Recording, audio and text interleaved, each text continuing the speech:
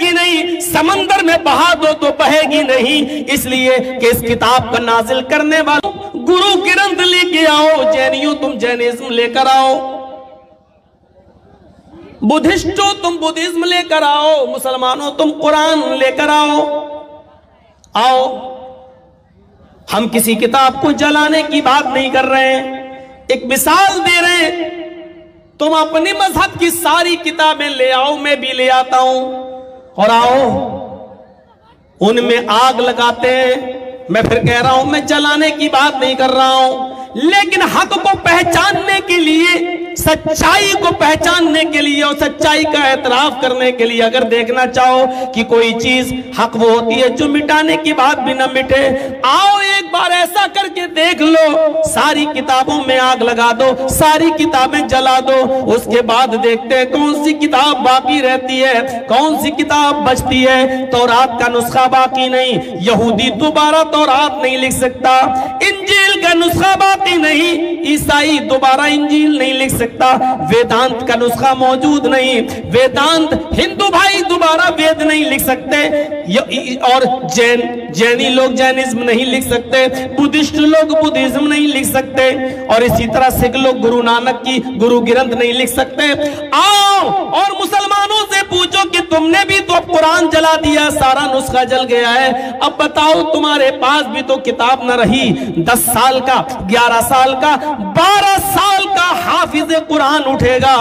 سینے میں جس کے دل میں محفوظ ہے وہ اٹھے گا اور الحمدللہ کی الف سے شروع کرے گا، الف لام میم کے الف سے شروع کرے گا، والناس تک پڑھ ڈالے گا اور چیخ چیخ کر کہے گا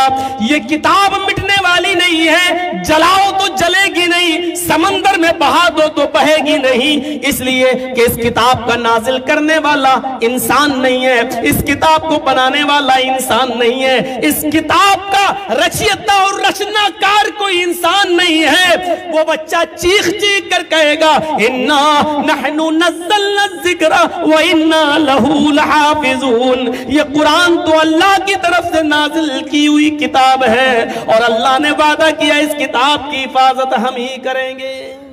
قیامت کی صبح تک اس قرآن کی حفاظت ہوگی۔ اس لیے جب بھی قرآن پڑھو تو دل کو صاف کر لو کہ اس قرآن کے اندر شک کرنے کی کوئی گنجائش باقی نہیں۔ ہاں، اور جب شک کرنے کی گنجائش باقی نہیں ہے تو سوچ لیجئے اس قرآن ہی میں سب ہدایت موجود ہے، اور جب قرآن میں ہدایت آ رہا نا ھدی للمتقین، اس لیے پہلے ہی کہہ دیتا ہوں اس قرآن کے اندر ہدایت ہے، اور جب قرآن سب کے لیے ہدایت ہو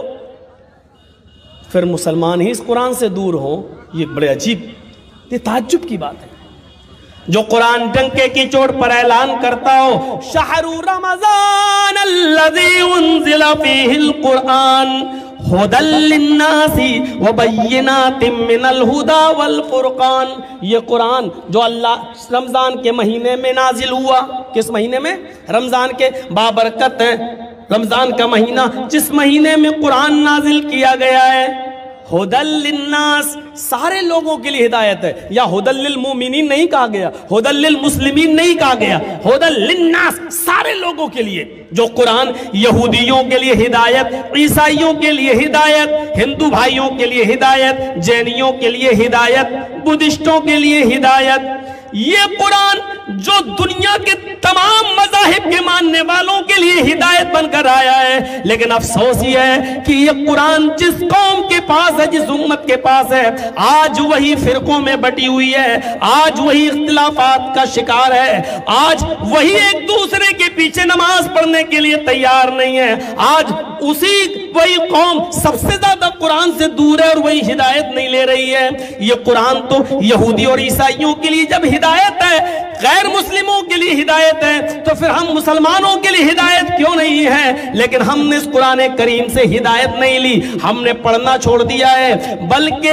اس کو سمجھنا چھوڑ دیا ہے، بلکہ اس کو پڑھنے اور لکھنے اور سمجھنے کی ذمہ داری صرف مولویوں تک محدود کر دی ہے۔ مولویوں نے بھی اس ذمہ जिम्मेदारी को 4 इमामों तक महदूद कर दिया है कि हम भी इसको नहीं समझ पाएंगे। इसकी सही तालीम और इसका सही इल्म तो इन 4 ही बुजुर्गों ने समझा है। अबू हनीफा ने, इमाम शाफी ने, इमाम मालिक ने, इमाम अहमद इब्न हंबल ने। तो फिर मेरे भाइयों, जो कुरान सारी दुनिया के लोगों के लिए हिदायत हो, उसको सिर्फ 4 लोगों में बांट देना और मुसलमानों को यह कह देना कि ये तुम्हारे समझने की चीज नहीं है, इससे बड़ा इस किताब के ऊपर जुल्म क्या होगा, उससे बड़ा इस किताब कुरान के ऊपर जुल्म और क्या होगा। मेरे प्यारे साथियों, ये कुरान ऐलान कर रहा है, ओ लोगों, इस कुरान को जब डॉक्टर अंबेडकर ने पढ़ा तो वो भी इस्लाम लाने के लिए तैयार हो गए। इस कुरान को भोपाल के डॉक्टर शिव शक्ति स्वरूप ने जब पढ़ा तो वो इस्लाम ले आए।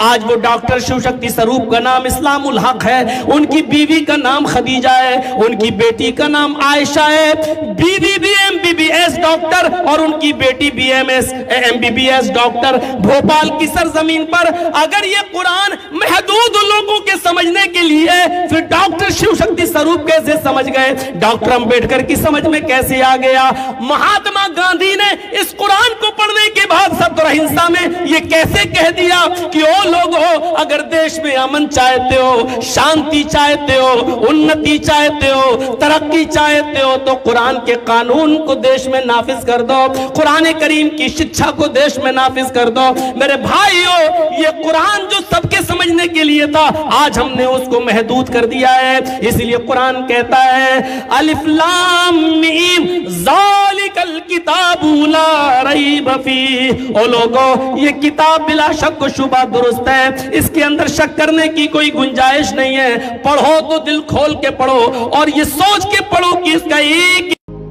सब्सक्राइब कीजिए हमारे चैनल और दबाइए बेल का आइकन ताकि आपको रेगुलर नोटिफिकेशन अपडेट्स मिल सके।